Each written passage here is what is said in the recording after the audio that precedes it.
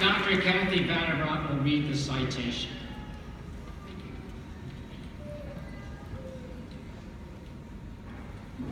So first of all, in the spirit of full disclosure, John is not my husband or my brother, but I am married to one of his many cousins. And there are many. Last year when my dean asked me to nominate John, I was honored. We both knew that John shared our passion for improving opportunities for disadvantaged students, and like us, he had his own urban mission. That mission has included so many programs here and around the country designed to give a hand up to children and adults in poverty. I only have time to name a few, and I think there's a little more detail in your program. Boys Hope and Girls Hope, an international organization operating in 15 U.S. cities and 3 Latin American countries.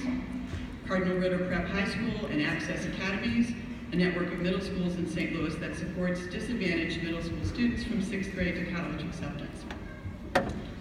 So when I started working on this nomination, I found out that the guy is darn modest.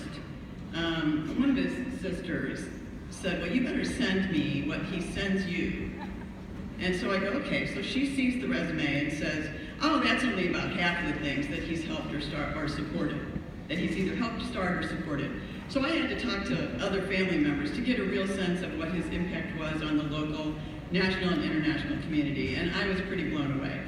How could one person be so responsible for so many projects, so many people, in so many places?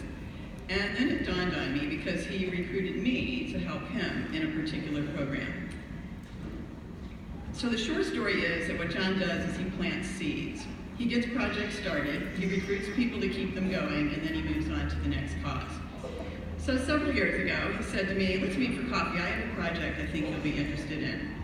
And it turned out it was LaSalle Middle School, an extended day, extended year school in North St. Louis that was helping kids get into college prep high schools and then helping them get into college.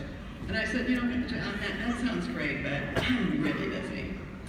He said, well, why don't you just come down to the school for a visit? And that did it. And then I was hooked. And the next thing I knew, I was on the board of that school. And thanks to John's help, this is just one of the many programs that he has helped start or support. That school is now a successful charter school with 98% of their kids graduating from high school and 86% of them accepted into college or the military. So that's just one example of John's impact in the St. Louis community. So I am thrilled to introduce John as your speaker for today.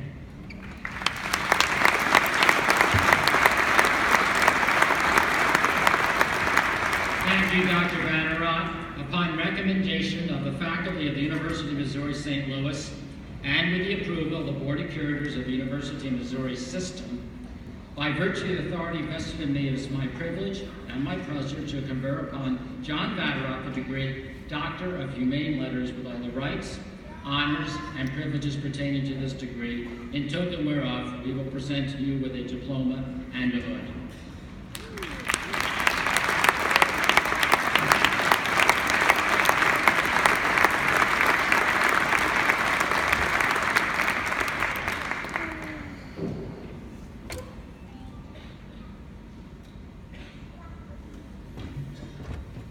We have double duty for John. He's not only going to get an honorary degree, but he has to earn it by giving the commencement address. So with that, I turn this over to Dr. Vanderrock.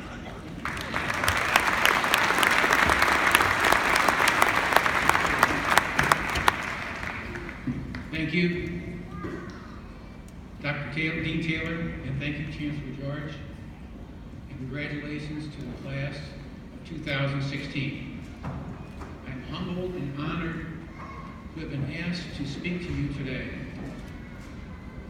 As I reflect on my life since my own graduation some 50 plus years ago, I see that many of the plans I've made have not worked out. There have been many times when I fell short of my goal, and many times